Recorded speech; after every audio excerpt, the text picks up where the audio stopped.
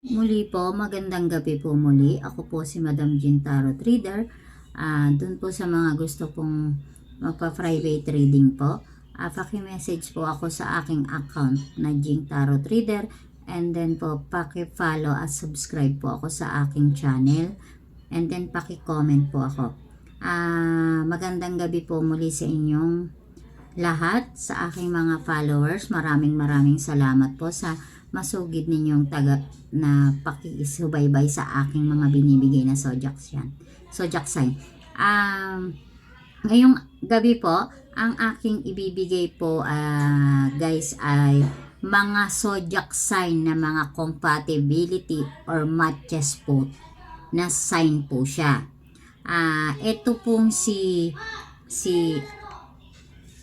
Aries, Aries po, para po kay Aries, Leo, Sagittarius. Aries, Leo, Sagittarius. Yan po yung mga matches na sign or compatibility na pwedeng maging sila na matagpuan nila ang bawat isa. Sila ang mga sign na magkakamatches or iisa para sa isa't isa na bagay at compatibility or compatible. Kasi po sila yung mga sign na mga may pinagdaanan pagdating sa pag-ibig, sila yung magkakaintindihan. Yan po yung kay Aries, Leo, Sagittarius. And then dun para naman po kay Taurus, para po kay Taurus po guys. Ayan po ang para po kay Taurus.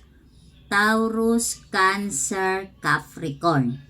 Yan naman po yung matches o compatibility sa isa't isa, sapagkat iisa din na mga naghirap ang mga naghirap or mga mahirap ang pinagdaanan sa kanilang mga love life because sila yung mga talagang nag-survive or nag-sacrifice. Kayo rin pong mga Taurus, Cancer, Capricorn ay magtatagpo-tagpo pagdating ng ilang beses kayong nasawi or nasaktan. Kayo rin po yung sa huling maghaharap at pagtatagpo bilang isang pag-ibig na wagas.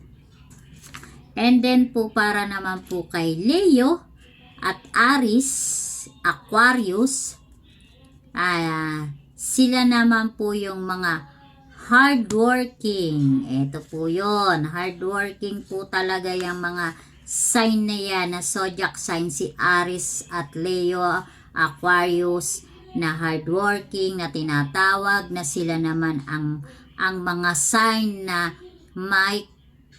magkakaintindihan pagdating sa trabaho at work at sa pag-ibig na kanilang pinanggalingan, na pinagdaanan.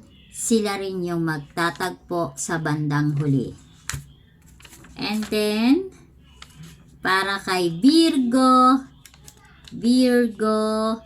Capricorn, Scorpio, Taurus, sila naman ang mga compatible or matches sapagkat sila yung mga madalas at mga laging luhaan at nasasaktan, na nagiging tanga ng paulit-ulit na mga pinagdaanan sa pag-ibig.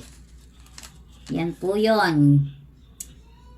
And then para naman po kay Scorpio, Cancer, Virgo, Pisces, sila naman yung mga kayo naman ang may mga pwedeng magkatuluyan or magkakatuluyan sa pag-ibig bilang matches or compatible na may mga katangian na bulag at lagi ding niloloko bilang cheated. Yan po tandaan nyo po lahat yung mga binibigay kong matches and then the compatibility. And then, sumunod po natin ay si Libra Aries. Libra Aries po. Si Libra Aries naman po at Gemini, Capricorn. Kayo yung mga sobrang matitigas ang mga ulo na magkakamatches po kayong apat na zodiac sign na pinagsama-sama na kayo yung kahit anong pilitin nyo na may mga sign na kayo na ibinibigay pero pagpipilitan nyo pa rin yung mga sarili ninyo. And then, si Sagittarius, Aries, Aquarius, Leo. Yan naman pong apat na mga yan, magkakamatches din and compatible. Mga magkakatulad kayo. Lalo sa pagiging mindset pagdating sa negosyo na kayong apat na zodiac sign ay magkakakompatible sa aspeto ng pagdating sa negosyo at buhay pag-ibig din. And then, Aquarius, Gemini, Libra, Pisces. Compatible or matches bilang masisipag at matatalino. And then, si Capricorn at Virgo, Taurus, mga matataas ang pride na ayaw magpakumbaba at kahit anong mangyari or kahit down na yan at walang-wala na, sila pa rin yung pagpipilitan, yung pride pa rin nila. Hindi sila magpapakumbaba na kahit sila ay may mga kasalanan na. And then, the last natin is si Pisces, Scorpio, Cancer. The last natin is Pisces, Scorpio, Cancer. Mga magkakaintindihan din tong mga zodiac sign na to at magkakamatches o compatible silang tatlo na sign sapagkat kayo yung mga mababait na zodiac sign or malalambing na zodiac sign at tahimik na mga tao. Yan po guys. Muli po, maraming salamat po sa inyong lahat at magandang gabi po muli sa inyong lahat.